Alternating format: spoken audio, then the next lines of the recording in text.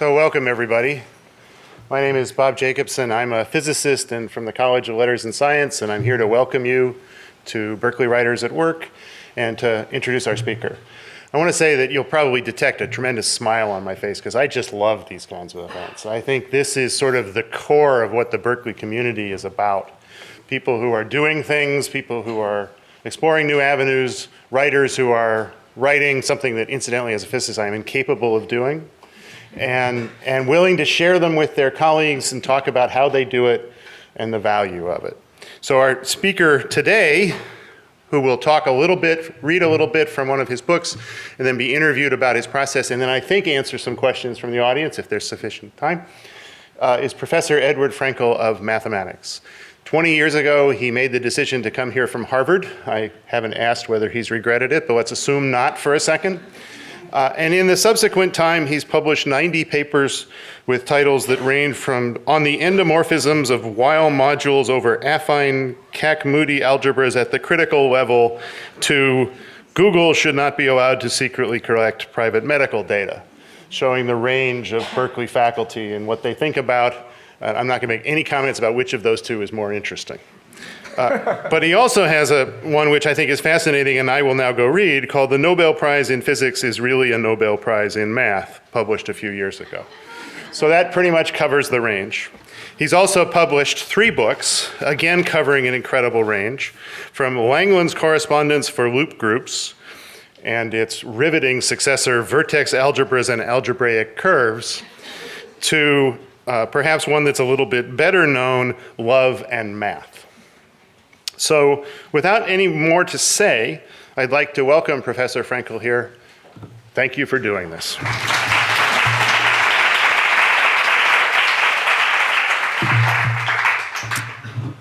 Hello. Welcome all, and thank you so much for coming. My God, I'm so moved to see so many faces here, especially on such a glorious day, So somehow you chose to be here inside. Although the library is pretty glorious as well, isn't it? It's been a while since I've been here, and I will make a point of coming here more often. I was just reading about it. It opened in 1928, believe it or not, and there is a picture of Treat Morrison. I'm still trying to figure out, I think also painting of her. I'm still trying to figure out the exact connection, but she was a professor here, professor of literature. So something to explore, to Google about in the next few days.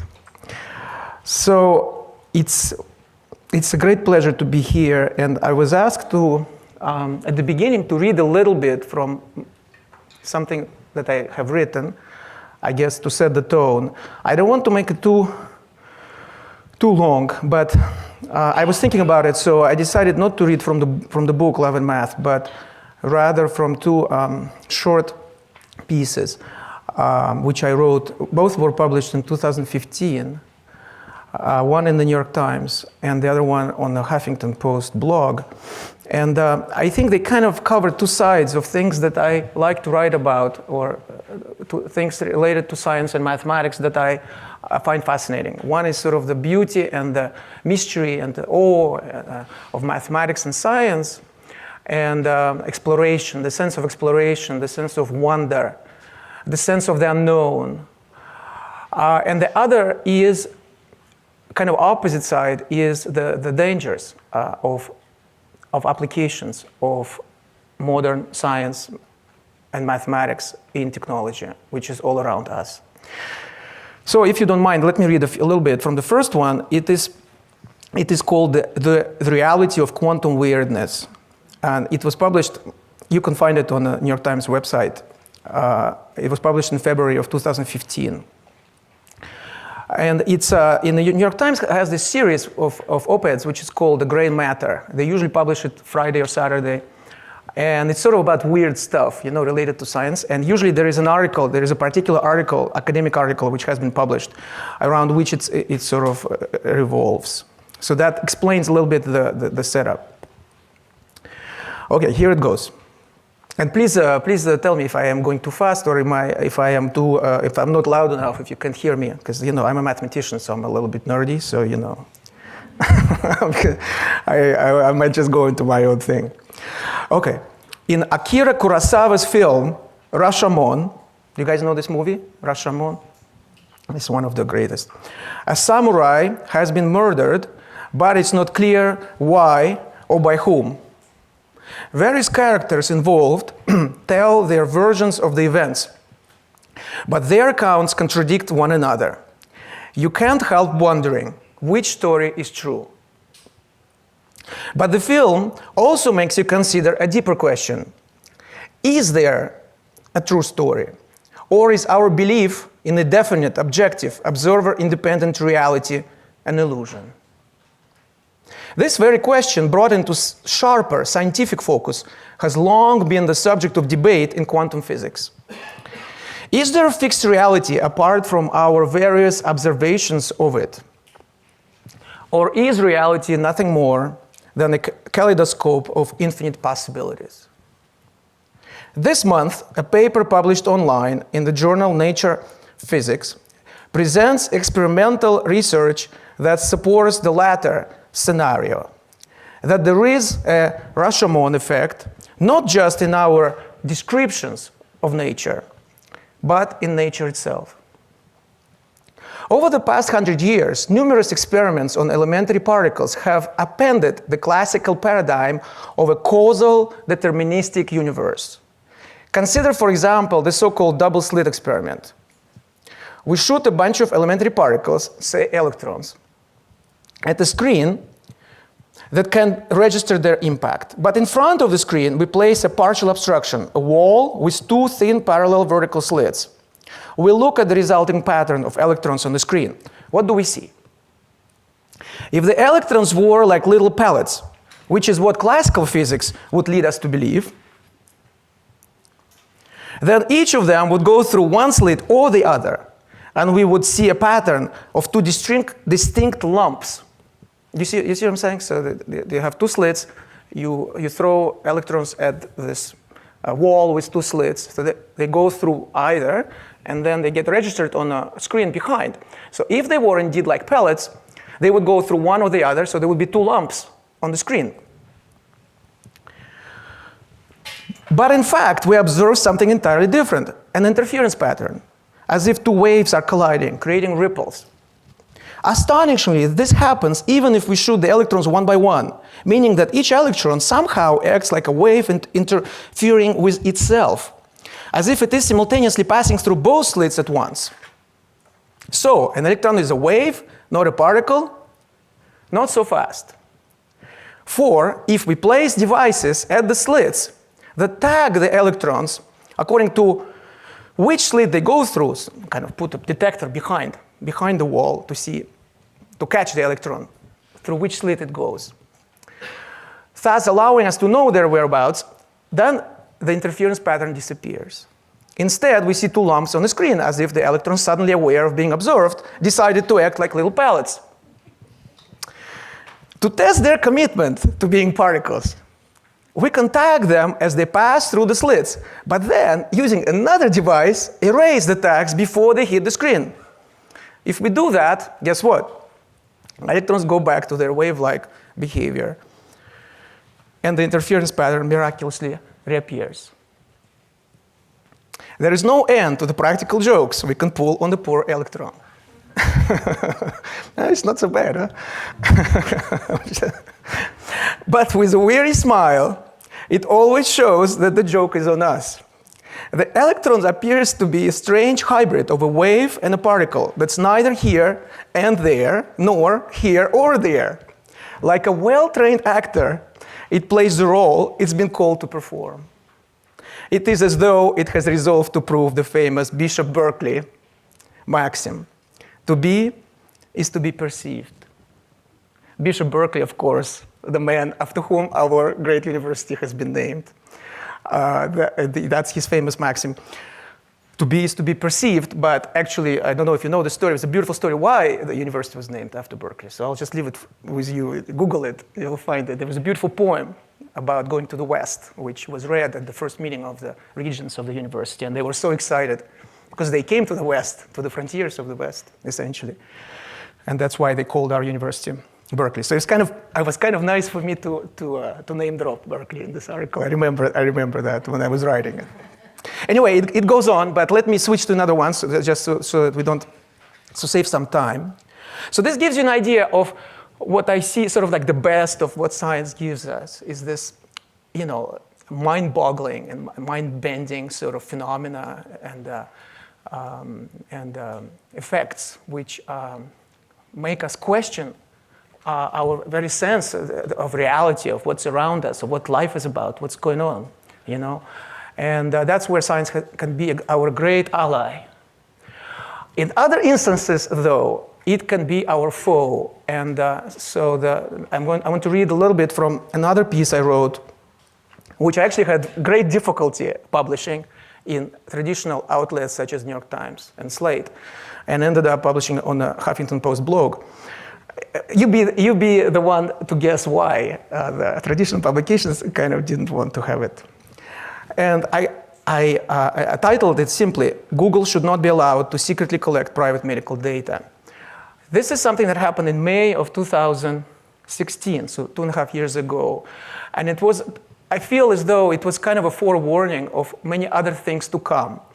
Naturally, much bigger debacles have happened since then, such as the infamous now Facebook Cambridge Analytica debacle, where I'm not going to get into details, I'm sure you guys have all heard about it, which made us question our whole relationship with social media, the internet, data collection, surveillance, etc.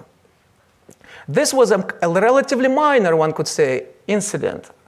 What happened was that in September of 2015, the DeepMind, a subsidiary, fully owned subsidiary of Google, the one which became famous in the news because they programmed a computer to beat a Go champion in a series of matches.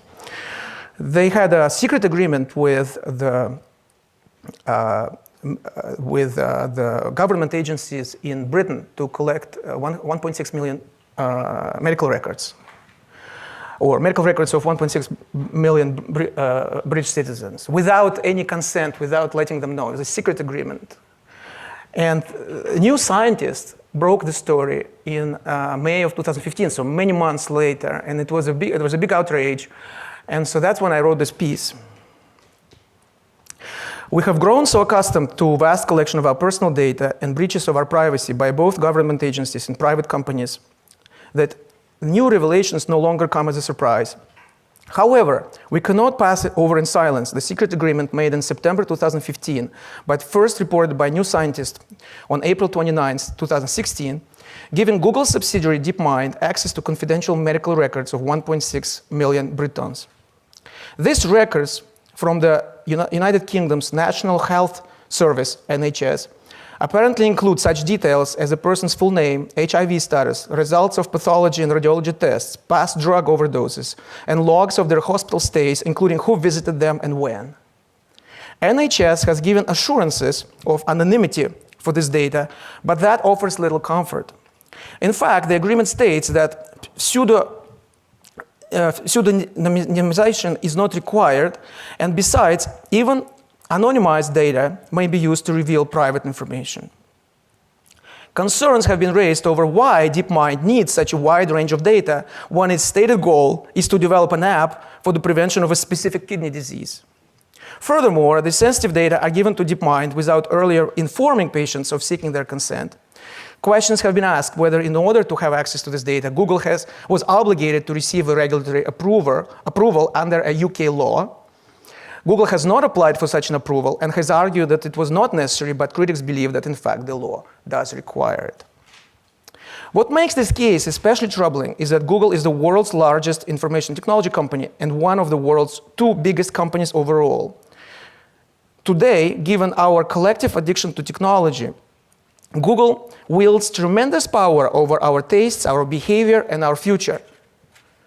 Healthcare is surely an area in which technology companies have an important role to play. In particular, properly supervised data analysis using novel learning algorithms has the potential to improve the diagnostics and treatment of major diseases. And no doubt, Google has done the world much good with its search engine and other products. However, the company's secrecy and lack of oversight are of grave concern. When it acquired the artificial intelligence startup DeepMind 2 years ago, so that's 2014, for a reported $650 million, Google promised to set up an ethics board to deal with the issues of artificial intelligence. Well, I Googled Google Ethics Board. And there is still no information about it. By the way, I Googled it today again, and there's still no information. See what's going on? And well, they created 2 other boards in the meantime, but not the one, not the ethics board. So it's insane, to be completely honest about it. And I was kind of diplomatic in the article. I said, that is troubling. I think it's more than that. Artificial intelligence is invading our lives through various programs and devices, but it's a double-edged sword. For example, a facial recognition program can be used to quickly organize your photo album, but it can also be used in a lethal autonomous weapon system that identifies suspects and strikes them without human supervision. Thus, along with great promise, AI, artificial intelligence, holds the potential for unprecedented risks to the humankind. That's why transparency and oversight are crucial in this area. Alas, Google hasn't been particularly forthcoming with information about its AI projects.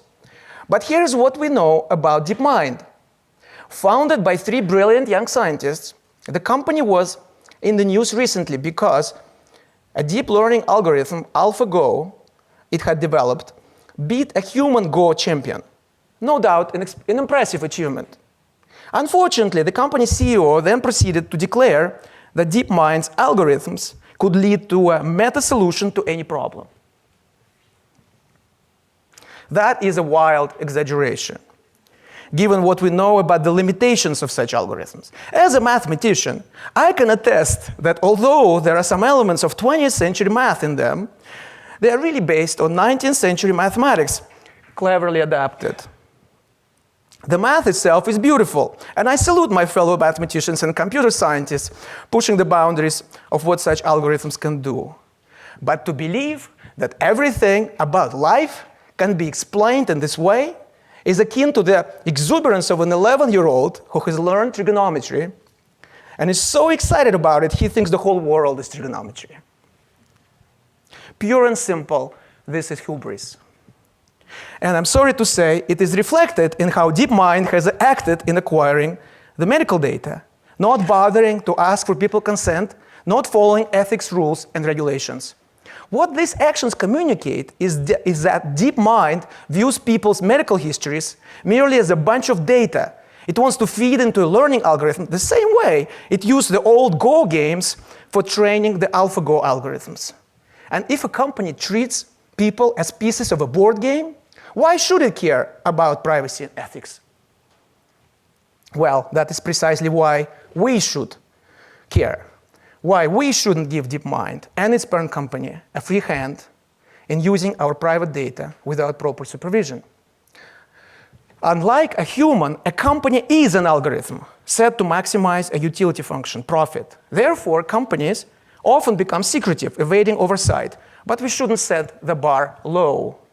We must demand transparency and oversight, especially of technology companies that exert such profound influence on our lives.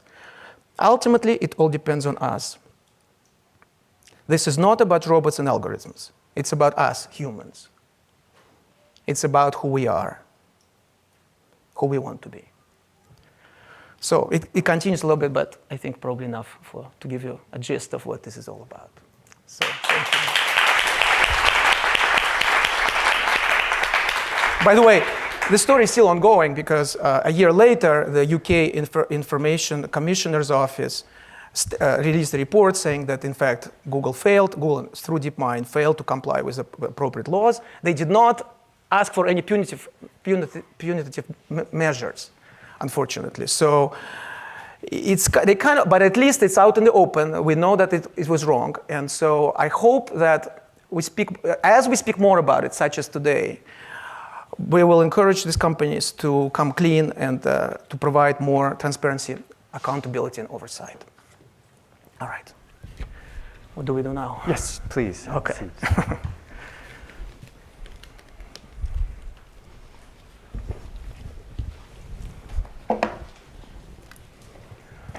Good afternoon.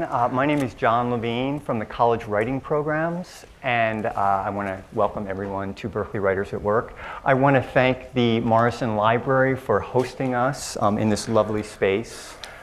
It's just such a wonderful place to spend some time, and we're going to spend some time today talking about writing. Among other things, and math as well. I know about writing a little bit. I know somewhat. I know very little about math. I know much more now that I've read this book.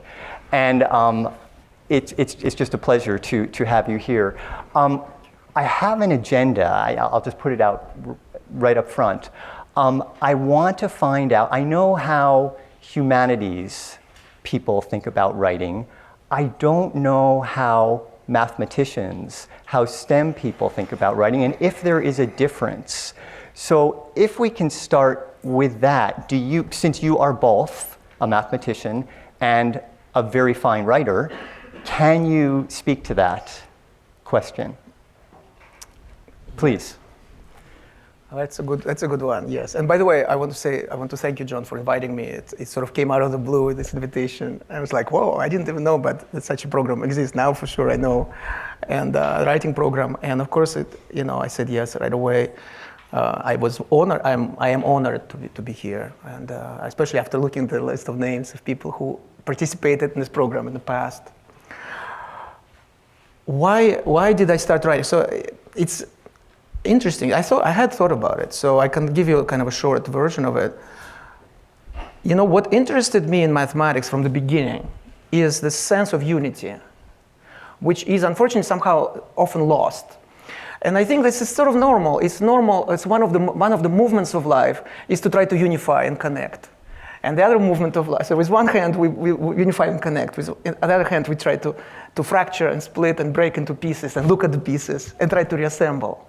Just like kids, playing on the seashore, So, and each of us, I think, is predisposed to a little more to do one or the other. We all do both, ultimately.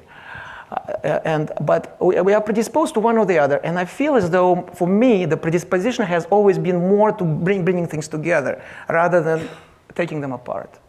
So when I started in mathematics, after doing a few research papers and so on, I came across a vast subject which became the central point of my research, which is what is known today as a Langlands Program, named after a great mathematician who is a professor at the Institute for Advanced Study.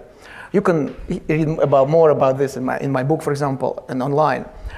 But at the time, I was 21 years old, so I didn't really understand it consciously in the terms in which I feel, with hindsight, I can understand now why I was so excited about it.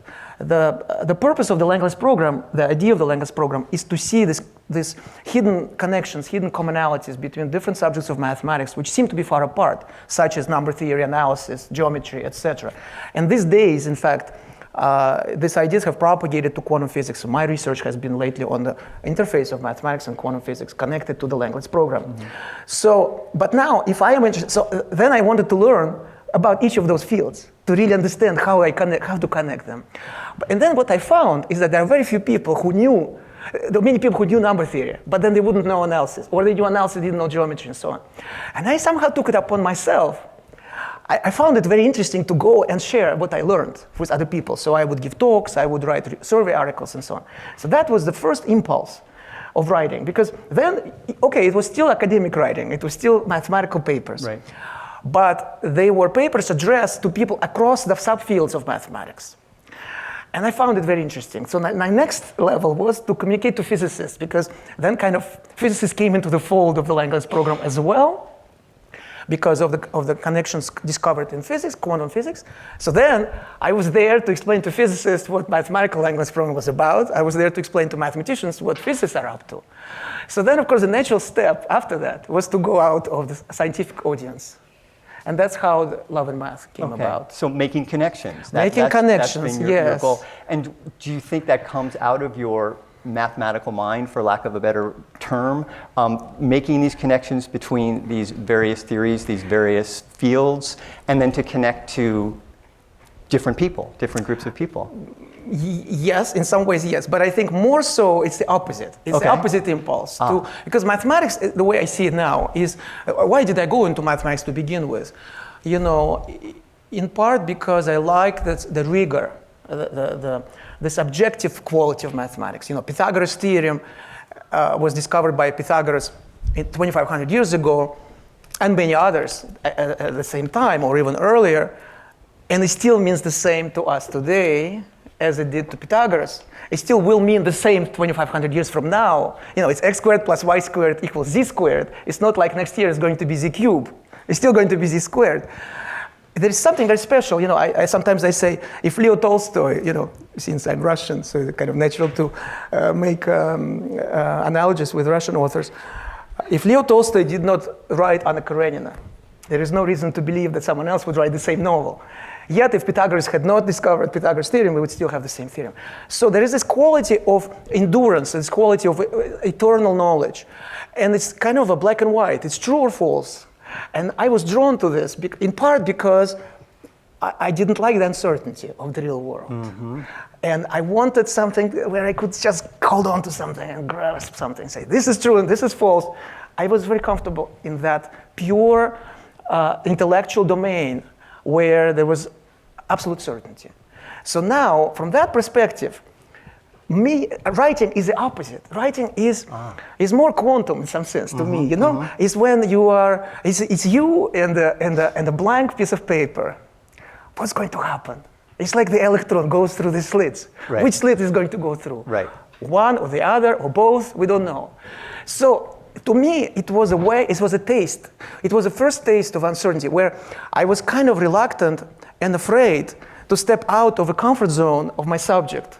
But because writing was not that far away, it was, after all, close to my writing mathematical papers. Right. This was my way to taste that life, that other aspect of life, aspect of uncertainty, of something dynamic, something living, something that I cannot control. And how does it taste? Oh my God, I got addicted, you know? I was like, I didn't know it at the time. It's funny because now, you know, to be here and to revisit all this, which was not so long ago, by the way. The most concentrated effort on writing the book, Love and Math, was in between September of 2012 and June of 2013, so more or less 6 years ago. But my life has changed so much, you know, and this is one of the things about writing to me is I set out to teach the world something. I set out to share something deeply held in my heart with the world. And I think to some extent I did, but in the process, somewhat unexpectedly, I also learned a lot about myself. And this was surprising because when I set out to write the book, one of the reasons was that I was appalled by how little people know about mathematics, about the treasures of mathematics. And I thought it was really an untenable situation. And I felt ashamed that we don't share enough. Mathematicians, we don't share enough. So I wanted to share. I want to show the treasures and so on. Well, and you point that out in your book, that if only math were taught correctly, or if it were taught in a different way, more people would appreciate math. And I do appreciate math in theory. Unfortunately, I'm well, never say never, but I don't think I'm going to go back to school and study math. I'd love to. Maybe we can talk afterwards. But I feel like I'm one of those people who feels that way. I just missed the math boat. Yes. As interested as I am, I just missed it. I'm not good at it. But this book brought out a new appreciation for math. Well, I'm glad to hear that. Thank you. And you know, most of it, I was lucky. I feel like I was lucky that I chose this subject and I had wonderful teachers and mentors, even though I also had to overcome some formidable obstacles, as you know from the book. But I was given a chance to see this beauty and see these treasures. At the beginning of the book, I say that imagine an art class in which they only show you how to paint fences and walls, but never show you the paintings of the great masters like Picasso and Van Gogh, which, by the way, is on the cover of the book. Yes, it was not right. chosen by me, but it is perfectly captures by the great artist who works for my publisher. Absolutely. And, and so it was a good coincidence because Van Gogh was actually one of my favorite painters as a kid. So imagine that they only show you how to paint fences and walls, but never show you the paintings of the great masters. In both cases, painting. You're painting something with a paint. Right. So then, years later, people will say, art is so great. I say, what's so great about it? It's painting walls, fences and walls. I don't find it interesting at all. Also, I don't think I have talent for it. And besides, I can always hire somebody to do it. So that's more or less the attitude about mathematics. People are not even aware that there are these masterpieces. The museums of mathematics are basically locked, and only the select few, the elite, like myself, Right. have the keys. Actually, it's changing. The situation is changing. Even in the last 5 years since the book was published, it's getting better. It's getting better. Why do you think that is? Do you think that the field was just proprietary, that they didn't want others in? There are several aspects of it, I think. It's complicated. It's been going on for centuries. Well, I think it's more important to understand not why it happened, but what should we do about it now. Okay. I mean, of course, if we had more time, I would be happy to tell you like why I think it happened. In a way, one of the reasons, by the way, is that it's a situation is very good for the powers that be. It's a very nice situation because every time there's a mathematical formula, the majority of the public go, ugh, math, I don't get it, you know? But by the way, people get traumatized also in math classes because they are told specifically by their teachers that they're stupid, they don't understand. And that is the end of it for most of us. It's really, really tragic. So, because in my opinion, you know, I like this quote by Picasso that Picasso said, every child is an artist. The question is to preserve that as you grow up. And I would say the same about math. Every child is a mathematician. If you look at children who have not yet been told that they cannot do it, who have not yet been told that they're stupid, look at them try to solve math problem. They love it. It's a game, which is what it should be. Now, okay, so see, I can go on and on and on. But how nice for the powers that be. Because you can do surveillance, you can do backdoors, you can do various dubious schemes, like, pyramid schemes, like the financial crisis, or Bitcoin. And just simply because people are duped because they don't know mathematics. Or, you know, one of my examples, my favorite examples is this, when we found out how the NSA inserted a backdoor in a very popular algorithm, encryption algorithm. They used elliptic curves. So it was the most abstract and abstruse algorithm that they could possibly come up with. Why? Because there was more chance that people wouldn't question it. So that's one of the aspects for sure. Okay. And one of the reasons why we have to change the situation, you see. So, and the way we deal with it is, of course, by talking about mathematics. The great fault, the great responsibility lies with people of my profession, as mathematicians, that we don't do enough. And in fact, a lot of my colleagues, I'm sorry to say, are kind of happy about the arrangement because it makes us feel good about ourselves. We know something, we know the secret. Why should we divulge it? You know, it gives us power. It gives us a sense of power. But of course, it's bullshit. You know, of course, you have to share. It's like Picasso. First of all, when you see this beauty, how can you not share it? You cannot hoard it and say, "Oh, it's mine. It's my formula." No, it's like love. By the way, that's one of the connections between love and math. When you're in love, you share your love. You know, you can't hoard it. It's, give me more love. Then it's not love. Likewise with math. Then it's not math. You know, so. Yes. Okay. Good. One of the other things I wanted to talk about is the process of writing and the process of thinking about math. And there were so many quotations I thought about including in the program, but this one happens to be in here from Love and Math. It's the first quotation under a brief Frenkel reader. I'll read it aloud. With any math problem, you never know what the solution will involve. You hope and pray that you will be able to find a nice and elegant solution and perhaps discover something interesting along the way. And you certainly hope that you will actually be able to do it in a reasonable period of time, that you won't have to wait for 350 years to reach the conclusion, but you can never be sure. And the reason I point that out is because that's a lot like writing. I mean, and you having been familiar with both worlds, I wanted you to talk a little bit about that. Right. So 350 years is referring to one of the most famous problems in all of mathematics, Fermat's last theorem, which I talk in the book, and it took 350 years to solve.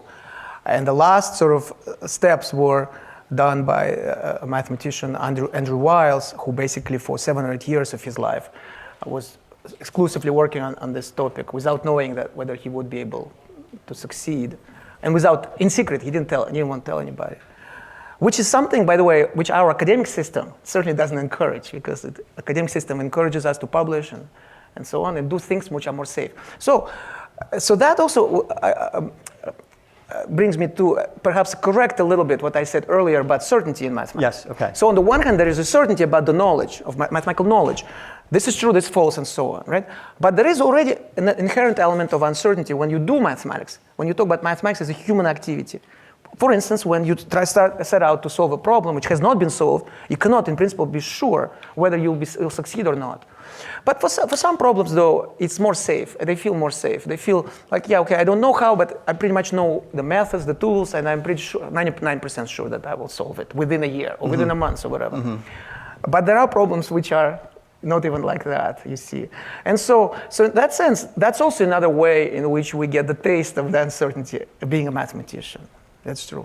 So when you sat down to write this book, or let's look at a smaller piece, when you write your New York Times essays, when you write your Huffington Post, whatever it is, do you know before you set pen to paper or hands to keyboard what you're going to write, or do you experience that uncertainty? Very much uncertainty. So the idea of this book evolved so much, and there have been so many people who contributed to my evolution. I thank some of them in the book. And by the way, this is very important because it connects also to something which, my book in many ways is a love letter. The way I see it is a love letter to my teachers. Because if you read the book, you will know that I experienced certain serious problems, difficult obstacles to becoming a mathematician. So I was not accepted to Moscow University in 1994, like in Orwell's book, because of rampant anti-Semitism and discrimination that I faced. But I was able to overcome that because of the generosity of some very specific individuals, mathematicians who took me under their wings and who helped me to go around the door. The door was closed, but they kind of say, okay, we'll take you to the VIP entrance around the corner. And they did it it was absolutely nothing for them. And this was real love. Love is something where you don't ask for anything in return. And this love can be it can be a romantic love, but it can be a love between a teacher and a student, or it could be love for a mathematical formula, or and so on, right? Or a work of art. It's the key element is you don't ask for anything in return. Otherwise, it is not pure love. It is not. It simply is not. And therefore, in some sense, you can never really experience the flight that comes with that sense of everything. What comes with the real love. And so, this happened to me, and the book helped me to appreciate how much I benefited from these generous human beings who, it could be a small gesture, it could be a small thing. It could be an amazing, sustained effort, but they did it without asking for anything. Why? Because they saw promise in me, because they wanted to help. For no reason, just because. And it's very important, I think, as I grow older, for us to appreciate those people. Remember your teachers. Call them up, send them an email, say, how are you doing? It's an amazing thing. Sometimes I'm also on the receiving end nowadays of this. You cannot underestimate how beautiful it is to receive a letter from your former student. Just to say hello. It doesn't have to be profused, thanks and so on. Just a gesture. So, returning to your question, same for the book. So many people contribute. It takes a village, this expression. Yes. It takes a village to live a life, but it also takes a village to do a serious project like writing a book. I could not write this book without dozens of wonderful people who contributed, who changed my views, who helped me to see other sides, other angles, and so on. I was, one comes up to mind is Thomas Farber, who is actually, teaches writing here at Berkeley. He helped me a lot. I learned a lot about writing from him. Yeah. So it's kind of a longer story, so our time is limited, but just to mention the name, Marie Levick, I was dating, we were dating at the time, so I was in love with her at the time, and she used to say, Edward, your book, and she was not a mathematician, she was a musician, but she read every chapter, and she commented, and she said, she kept saying, Edward, your book is called Love and Math. I see a lot of math, but not enough love. So Edward, there has to be love in there. You see, how can I ever be, this is gratitude, this is love. Yeah, well, we talk about in our program about writing being a collaborative effort. Yes. I think it has this misconception that you go off into an ivory tower or into a corner and write by yourself. But even if you are writing by yourself, you have all of those people who've come before you and who are there. They were kind of around me in spirit. Yeah. So I was, I was writing here in Berkeley. I lived in a tiny apartment at the time on Virginia Street, and where my dinner table doubled as my desk. And I was just sitting there many a night, by myself, without a page, but with a laptop, Right. So, yes, but you're right. So it's not, but those other voices were present, and they were steering me in many ways. Yeah. A lot of it was just me and the book, Right. For sure. Right. But a lot of there were crucial moments where it could go this way or that way, and that's where our network of supporters and guides comes in effect, in so action. back to the process, and I don't know if you've ever thought about this or you can even verbalize it, but when you're working on, and excuse my naivete about what it's like working on a math problem, but when you find yourself working on a math problem, struggling with it, finding your way, and when you find yourself sitting down to write an essay, cognitively, is there a similar process going on, or are they completely different? Well, I surely approached it as a mathematical problem at the beginning, because that's all I knew in some sense, right? Yeah. So, and a lot of that can be very productive because it helps you to organize. I had notebooks upon notebooks of stuff.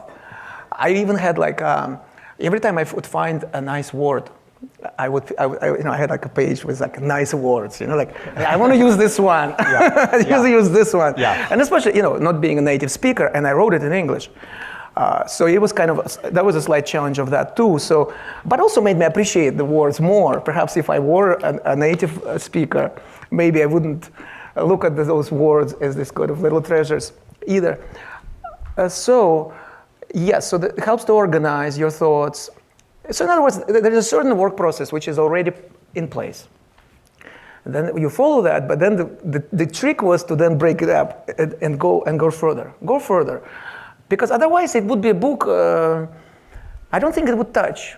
And I think it has, it's not for me to say, obviously, but I have received enough feedback, and now it's, in 18 languages and so on. So I have received a lot of feedback. So it has touched some people. There's no denying that. It has touched. Why did it touch?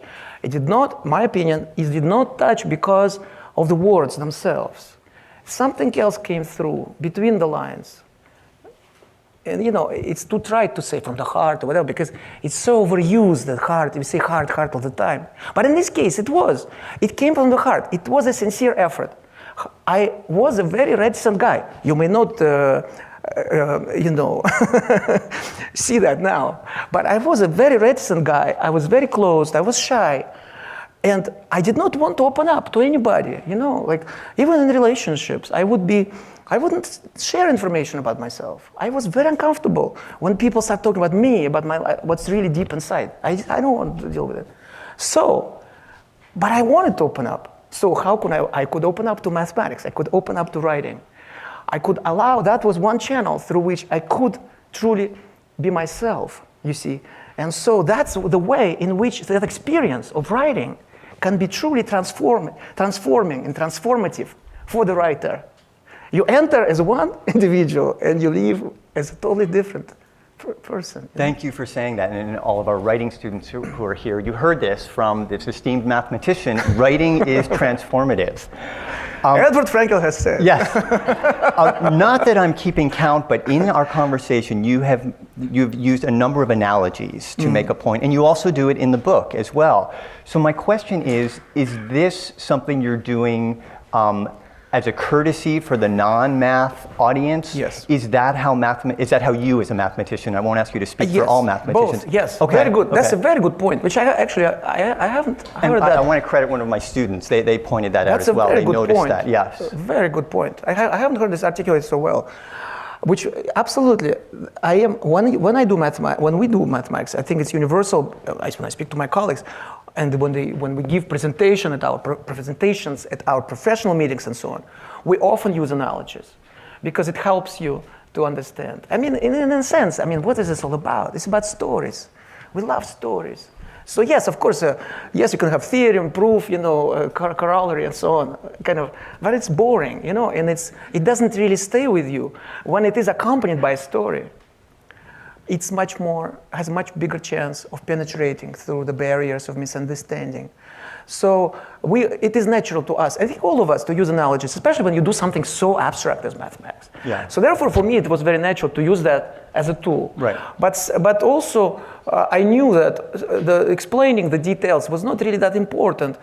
But by the way, it's also true for instance, for art. So you don't want to go and really explain every detail of a painting by Picasso, But you want to give a certain vantage point. You have to give some pointers, which is kind of like analogy. Mm-hmm. And I was testing them on my guinea pigs, like the readers, the early readers. Like I mentioned, my father was the other reader who read everything. And I was like, what do you think of this analogy? And some of them, it really came out on, through this process. Some of them I kind of knew from my mathematical work, mm-hmm. but some of them were completely new to me. And they also helped me to understand mathematics better in some ways. Okay, interesting. Yeah, well, I appreciated them because it really helped me to wrap my mind around some of the theories that you were talking about. You just mentioned storytelling, and it's a way to understand things. This book is, you spin a good yarn. It's a good story. You have your personal story that you tell, which is fascinating, but you also weave it in with all of your research on Langlands. So I'm wondering, when you sat down to write this, again, did you have an idea of, I'm going to tell this story beginning to end? Did you have a sense of how it would come out? Very good question. So first of all, I knew that I wanted my personal story. I didn't yet know exactly why. The reason I thought I should include it is because I had this intuitive sense that people really like personal stories. People can relate. Because when we share something, and it really comes from the heart, when there is a sincere, it's like if you tell a story which is not yours, you could use the same words. For instance, I tell you some story, or let's say you tell me a story, you tell me something that happened to you, right? So I memorize it, and then I go and tell somebody. There will be difference. It's only the greatest actors who can do that. Mm-hmm. Like most of us, it cannot. And the other person will know. It will be a totally different reaction. When you tell your story, and you tell it from the heart, people will cry and laugh and whatnot. When somebody else uses the same words, not going to have the same effect. Mm-hmm. So I had an intuitive sense that personal story is what captivates us. And it was kind of clear to me, why? Because the point is, this mathematics is so abstract. I talk about these things like, like braid groups and all. So I try to put myself in the shoes of my reader. And they will be like, why should I read about this? Why?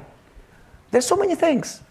And the reason why I want to convince them, because I want to tell them this compelling story of this guy who grew up in a small town in Russia, and he was in love with mathematics. He wanted to become a mathematician, but they didn't let him.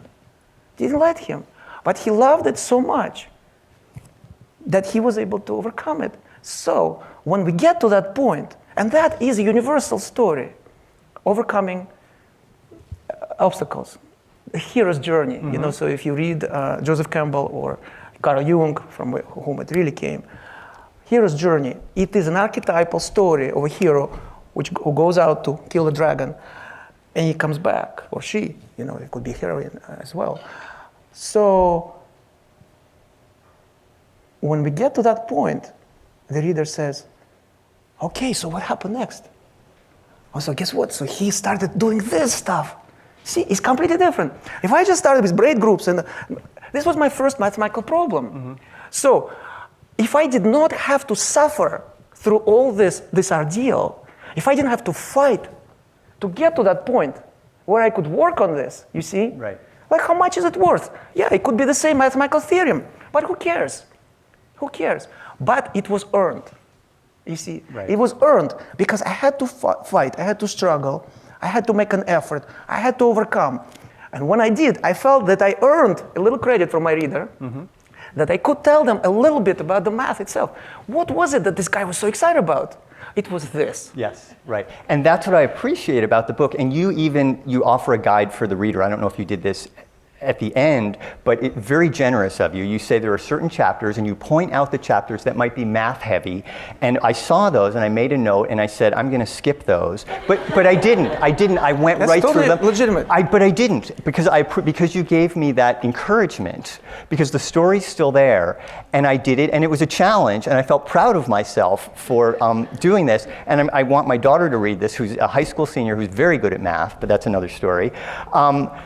So I appreciated that, and I feel like I'm asking the same question, you're answering it beautifully, but did you know how you were going to layer things? Were you conscious of, okay, here's some math, more story, not that they're separate stories, but when you constructed it, were you mindful of that?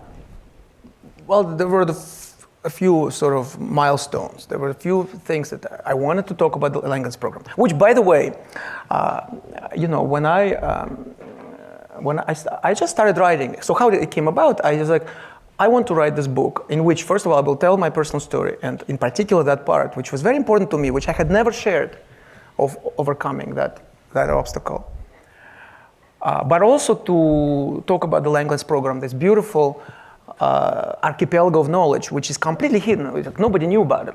By the way, this year he got the Nobel Prize, which is like a Nobel Prize in mathematics, and he is kind of in the public domain now. So it's kind of you can Google Langlands program, you will find lots of articles about it.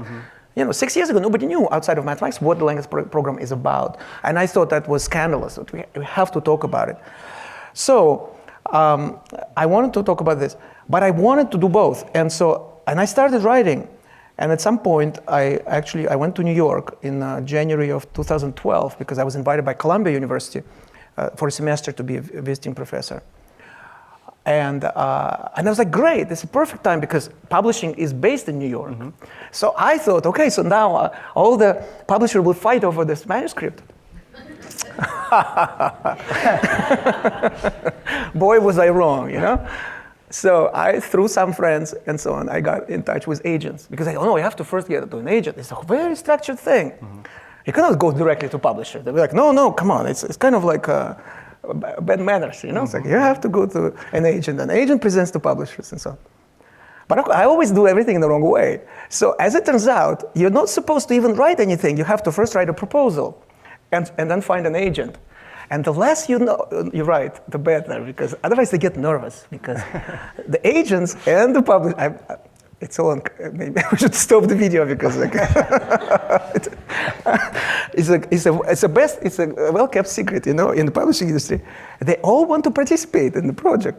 So they don't want to be with these unruly authors who demanding authors like, no, I want it this way and not any other way. They don't want to deal. So the less you have written, the better. But I already wrote like 150 pages. And I didn't have a proposal. So they look at this and they said, no, it's not going to be, it's not commercial. Nobody will buy this book. So we pass. So nobody wanted to take me on. I still don't have an agent, by the way. Because, I didn't, as it turned out, I didn't need and one. how many languages has this been 18. translated? Okay. So, but some of them said, just write a straightforward book about math, about the Langlands program.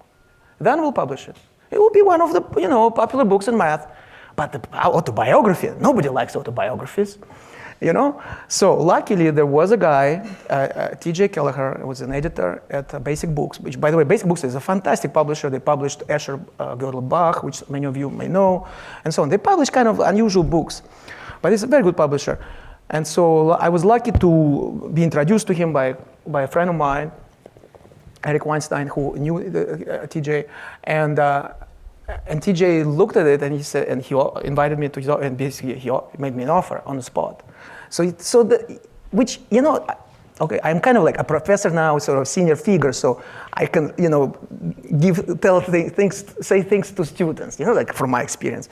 Most important thing is just do what you feel is right. Don't listen to anybody, and a miracle will happen. So this is a miracle because officially you go, and the whole publishing world of New York said, no, we don't want this book, Edward. We don't want it. But I said, no, I would like it to be like this. And guess what? A miracle happens, and suddenly there is somebody who says, I will publish it. Now, if you don't follow through on what you believe is right, it will not happen. And then you will go and complain about the system. Oh, the system is so bad. The system is stifling innovation. Which, by the way, that's what the system is supposed to do. The system is doing your job. And you do your job. You do something that is yours. That's your job, you see? And the funny thing is, when it looks completely hopeless, which, by the way, it looked hopeless to me when I was 16, it worked out. And much later, it was not such a big deal. If I didn't publish this book, okay, I wouldn't die. I was a Berkeley professor, you know, a very comfortable living. But it happened again when I was, you know, in my 40s. There was a book, there was something I wanted to share. It was different, and many people thought it was not something that would have an audience. I did not compromise. I decided to stick to my guns, and it worked. Well, and that's a perfect metaphor for the entire story that you tell here. I mean, that has been But this your, is a story your of motto. all of us. This is the point. So this is Yes. what I'm trying to say. It is your story. For each of you, it is your story too. Now, for me, maybe it's a bit dramatic. Okay, this guy was not accepted to university and so on. It's a particular variation on the same one and the same story. And each of you, each of us is living that story right now. So what do you do today in which you persevere and you push and you don't succumb and you don't compromise, but you stick to your guns? What is it that you do today? It is today. It starts now. You know, it's not in the next month or next year. I didn't see it when I was doing it. So obviously I compromised on some things which I now regret, you know, going back. But some important things I did not. So for instance, on the book, on the contents of the book, on the idea of the book, on what it's going to be about, I did not compromise. And I'm so glad I didn't, you see, compromise. So I stuck to my guns. And so now I see the secret. Yeah. I didn't see the secret. So this experience helped me to understand the secret, which is to push. Right, right, yes. So to move from the grand, and that is the story, this is the hero's journey, you also share little details of your life. For example, you learned English from David Letterman. Not exclusively, but can you just talk a little bit about that? Not no, not in personally. person, no, but you do owe a certain amount. Which, by the way, one regret I have, that I was never invited to David Letterman's program. But I got the next best thing. I was invited to Stephen Colbert's Colbert Report. And actually, it happened exactly on the day when it was announced that Colbert would take over from Letterman. So it's kind of close enough, yes, you know? Yes. And you can find that. That is online if you want to see that interview. But Letterman was my hero. So I came to America in 1989. I was 21 years old. And I didn't speak English very well. Well, not much has changed since then, as you can see. But no. Well, I really had difficulties. So I was like, how do I learn English? And I remember I was a graduate student at Harvard, and one evening we came to my place. I had a TV, so I was very proud of it. I bought a TV. And he says, okay, you know, there's this program, which is very funny. It's David Letterman. And we turned it on, and I saw David Letterman. It's this old show on CBS. By the way, you can find on YouTube some clips. It's still hilarious. Sometimes I watch. I love it. And I'm not CBS, on NBC, the old show. And so, and I look at him, I said, I want to understand, and I couldn't understand a single word of what he was saying, because first of all, I couldn't understand English very well at the time, and he was speaking very fast, and there were a lot of colloquial things, and a lot of cultural references. So I thought, I would be so happy when I finally understand everything this man says. And I made it a point to watch him every night. It was at 12:30 at night, so sometimes I had to go to bed early. So I would videotape it. It was like VHS. I had a VCR. It was ridiculous. Yeah. And I would watch Letterman in the morning with my cup of coffee, and I would look through the dictionary like, what is he talking about? So guess what? A couple of years later, I understood what he was saying much better than my American-born friends. Yeah. So anyway, Yeah. David Letterman, thank you. Yet another person who helped you. Yes. He helped me. And you also share things like a borscht recipe in here, not your mother's secret, but you gave us a different borscht recipe. There is a picture of my mother's borscht. Yes. And there's a cup trick. I mean, there's just so much in here. And again, it's ways of explaining concepts. So for example, did you know the borscht recipe was going to go in this book when you sat down to write it? Okay. So how did you get to the borscht recipe? So I'm trying to explain duality, electromagnetic duality. So it's a very interesting idea that if you take the theory which describes electric and magnetic forces, if you look at the mathematical equations, if in the mathematical equations you exchange the variables responsible for electric things, such as the electric charge and so on, with quantities responsible for magnetic forces, you just exchange them, the equations will stay the same. But it sounds a bit too abstract, so I thought, how do I explain this? And I think I was on the phone with somebody, and I was trying to explain it a couple of months earlier. And then it just came to me, I said, it is like a recipe. In a recipe, you may have, potatoes and onions and then the same amount. So if you switch potatoes and onions in the recipe, in the text of the recipe will stay the same. So then if you add a few other things which have the same property then. So then when I'm writing this, I remember that conversation. And then of course, a recipe of what? So then, since I'm Russian, it has to be a Russian dish, and it has to be dishes cooked by my mother. Okay, all right. There we go.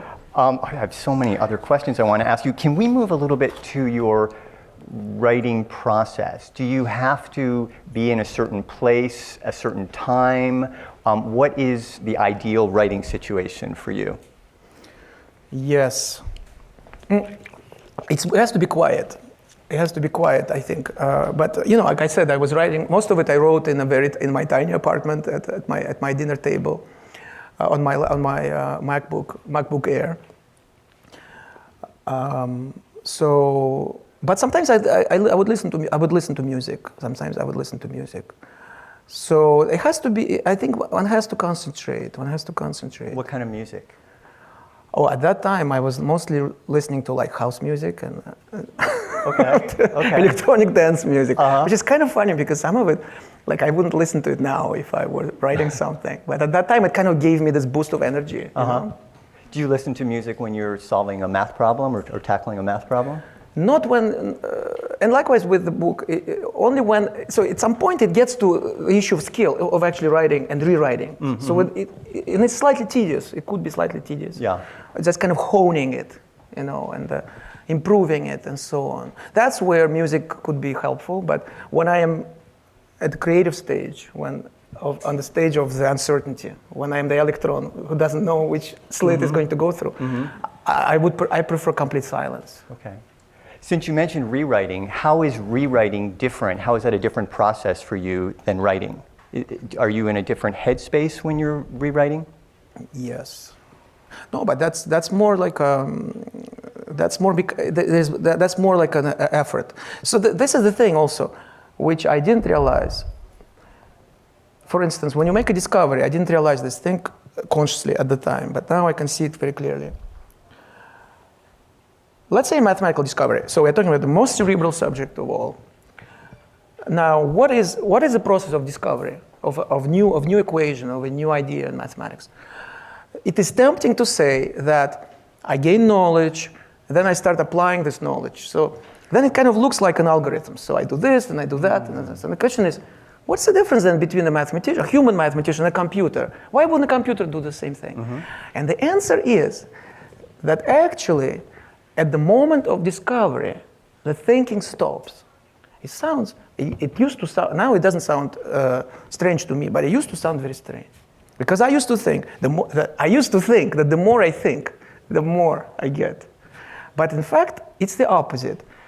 Or it is good for some things, like rewriting, for instance, or typing a paper, a mathematical paper. And you have to go through this Italian mathematician, it's a beautiful phrase, the mental tortures. You have to go through these mental tortures of thinking and overthinking and so on. But at some point, you're lucky to be able to stop. And that's when the idea comes. It comes without effort. Instantly, you know it, and it's effortless. It is like, you always known it, in some sense.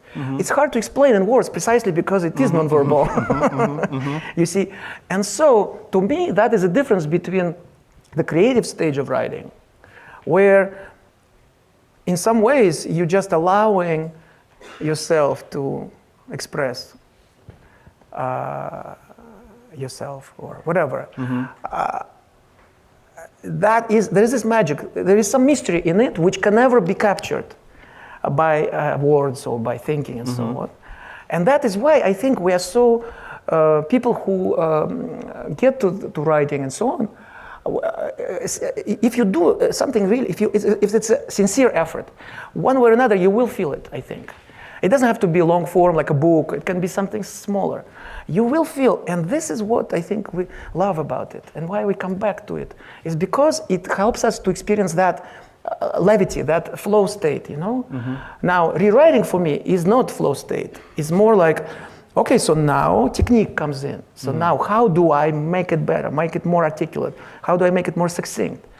And so on. And do you have collaborators? You mentioned when you were writing on this book, So I would ask people to read. Okay. And they would, with Thomas Farber was a very harsh teacher for me. So mostly when, there was a moment when I decided I wanted to learn how to write op-eds, it's a short form, which is very different because they give you 1,000 words. In the book, I didn't have any limitations. And I remember once, and it's so interesting because some of that stays with you, and it's invoked every time you hit the same territory. Yeah. So I would send Thomas, my friend Thomas Farber, I would send him drafts of my op-eds, such as the ones which you have heard, and he would say, and he's an amazing writer, and he also one who can see, has very good eye, and he'd say, again, I see the word very. And he said, you have to prune the text of, it says, by the time I'm through with you, you will forget the word very. And this is a very good advice. Yes. Because I just use the word very, you see. Yes, I underline very many times, yes. What is it like working on, so you've written, and there's so many more, I just had room to include a few, writing an academic paper, for example, Baxter's relations and the spectra of quantum integrable models. Did I pronounce that correctly? Okay, close enough.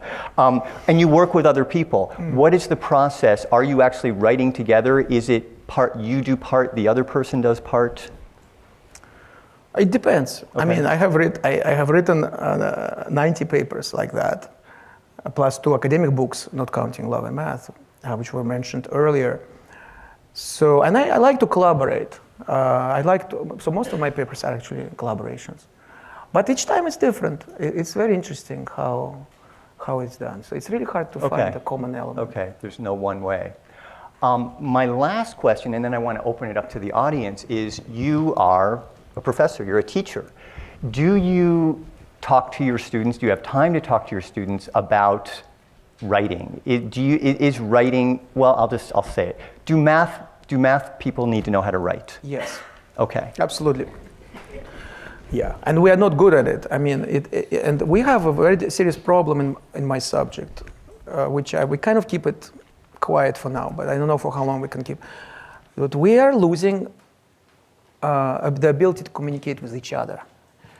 We have lost the ability to communicate with the rest of the world a long time ago, and now there is sort of a process to go back, which, by the way, one of the reasons why we have to do it is because we are also losing, as a consequence of not being able to articulate something, an idea, to a non-mathematician. If you're not able to do that, then eventually you will not be able to articulate to somebody who works in a different subfield of mathematics. And this is happening. So we have now quite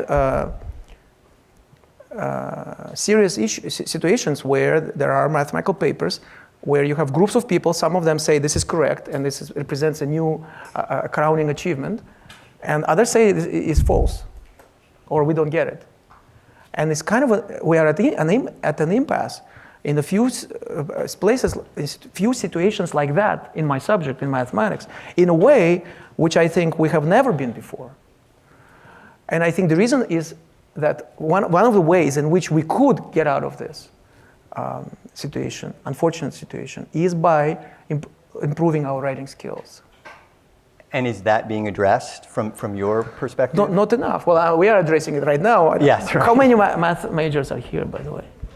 Can you guys raise your hands? Okay, well, a few. Okay, good. So you guys, it's very important to write. Okay. No, I am hopeful always. People always say, oh, it's horrible and so on. It's horrible because we have not done our job, our generation. But I always think that the next generation comes, the people who are here, the students, they're going to do much better. I mean, there's no way they won't do better. Of course they are. And my job is to share some of the difficulties, some of the issues that I experience, and some of the things where I have failed or we have failed as a generation, as a group, so that they know what not to repeat those mistakes. Mm-hmm. So I feel as though younger people, they know more. Okay, that's good to hear. At this point, I'd like to open this up to the audience. If you have a question, if you could raise your hand, and we'll call on you. If you could speak nice and loud, or I may repeat the question. Yes, the person in the front row here, would you? Yes. Okay. So you said that when you sat down to write this book that you were setting out to teach the world something. And art activists use their understanding of the aesthetic in order to generate affect in the viewers in the hopes of creating an effect that causes people to initiate social change. You mention in the book the untapped powers and hidden reality of the world of mathematics that would lead to a shift in society. So I wonder, would you consider yourself as a math activist, and how do you envision the unveiling of this hidden reality as causing people to initiate social change? Wow, yes. It's a very good point. I have to be brief because we are almost out of time, but I think, yes, it definitely can effectuate change in the society. For instance, in the following way. So on the one hand, it's very easy to traumatize students learning mathematics by calling a student to the blackboard and saying, solve the problem in front of everybody. So the student panics, he or she is frozen, and teacher says, sit down, you're no good, you don't understand. That's it. And in fact, such experiences, if you talk to people directly about it, they may not even know, they may not remember, because we tend to push this kind of unpleasant, difficult experiences underneath in the unconscious. But it's still there, and it informs us every day in, for instance, us saying, I hate mathematics, I'm not good at mathematics, and so on. So that's one side of it. The other side, though, is that with a talented and loving teacher, a student can actually solve it by themselves. And they have this, and this is incredible. When you see that, it's incredible when somebody gets it. And especially when you see this kid. The joy is infinite. It's like, I got it, and nobody can take it away from me. And that's where this quality of mathematics, that it is not up to discussion. It's not a matter of opinion. X squared plus y squared is z squared in Pythagoras theorem. Mm-hmm. That's it, right? I did it. I got it. Nobody can take it away from me. It is so empowering. And I have heard many stories of kids, for instance, from immigrant families who come to this country. They don't speak the language, so they feel like outcasts. They feel that they don't belong. And they would tell me, after, the grown-ups would tell me those stories. They would say, but then what kept me afloat, what gave me confidence is the math class. Because I was very good at math, and I could do it, and that gave me the agency, that gave me the power. I knew that I was good. It's something, you see? So how do we use that energy? I feel like it is such a waste that we are not using this positive energy of mathematics in our classes, underusing it. to empower people, you know. So that's one way in which it could be done, and effectuate change. Not to mention that our kids will grow up to be informed. They will not just take stuff the government or the various, you know, corporations give them. They will question things because they will not be afraid. So that's the power of mathematics. Yet untapped, but we can do much better. Other questions? Yes, please.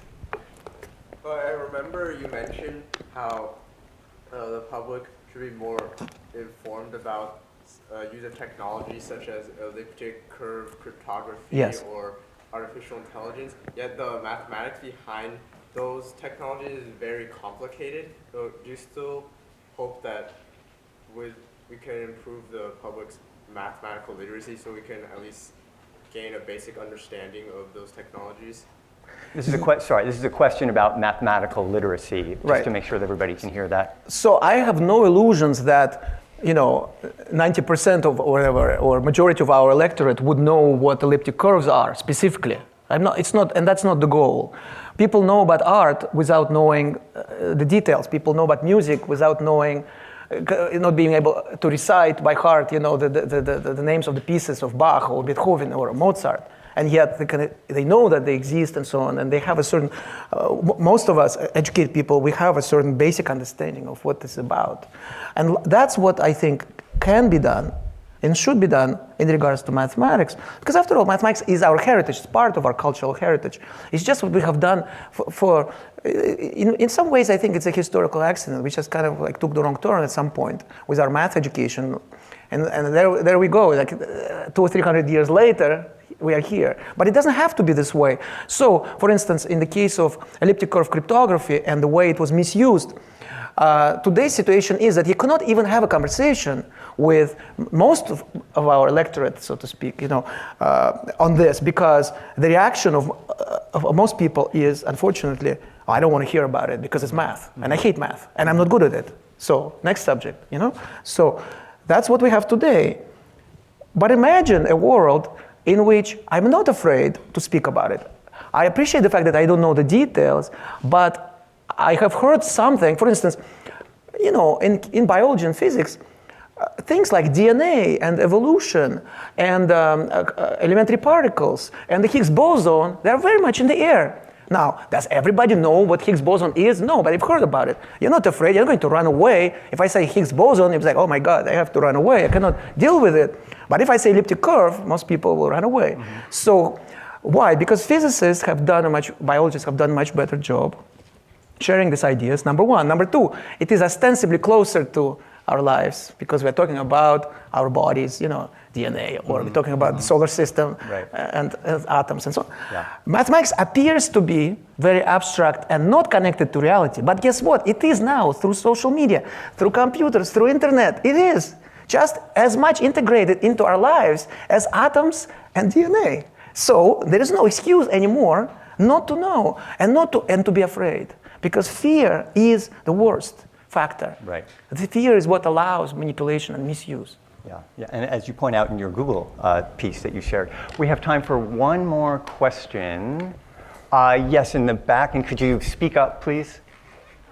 Is there like a lot of cross-sections between like writing and math? And I was hoping that you would answer, where do you see yourself in maybe 10 or 15 years, like in the mathematical world and non-mathematical world? What sort of impact would you like to leave on like those two, both different yet similar worlds? So where do you see yourself in the future with these two worlds of mathematics and writing? I want to, it's a good opportunity. I wanted to read a quote, if I can open it. From Sofia Kovalevskaya, who was a trailblazer, a mathematician, a woman mathematician, so she was Russian-born, and she lived in the second half of the 19th century. And she was a trailblazer in that she was the first woman appointed as a professor of mathematics in Sweden. And she was the first PhD, she was the first editor of a woman editor of a major mathematics journal. So really an incredible story. But she was also a writer, you know. And so it is really fascinating to me. She wrote in this letter, she says, I understand that you're surprised that I can do literature and mathematics at once. She actually wrote this. I'm not making this up. It's really amazing to me. Many people who had never had a chance to know what math is about and think of it as basic arithmetic consider it a dry and fruitless subject. Sounds familiar, right? But in fact, it is a field that requires most of all imagination. And one of the top mathematicians of this century, she was referring to her teacher, Weierstrass, says absolutely correctly that it is not possible to be a mathematician without being a poet at heart. It seems to me, she continues, that a poet should see what others can see deeper than others. And that's the job of a mathematician as well. So, in that sense, who knows what will happen? 10 years ago, somebody asked me, Edward, you will be sitting in the Morrison Library in this beautiful place, and 100 people will come. Listen to you speak about writing. Get out of here. It's not possible. So, it's a mystery, right? It's a mystery. We're here, and it is true. You are here talking about writing. I want to thank the Morrison Library once again for hosting us, and I want to thank Professor Edward Frenkel. Thank you so much.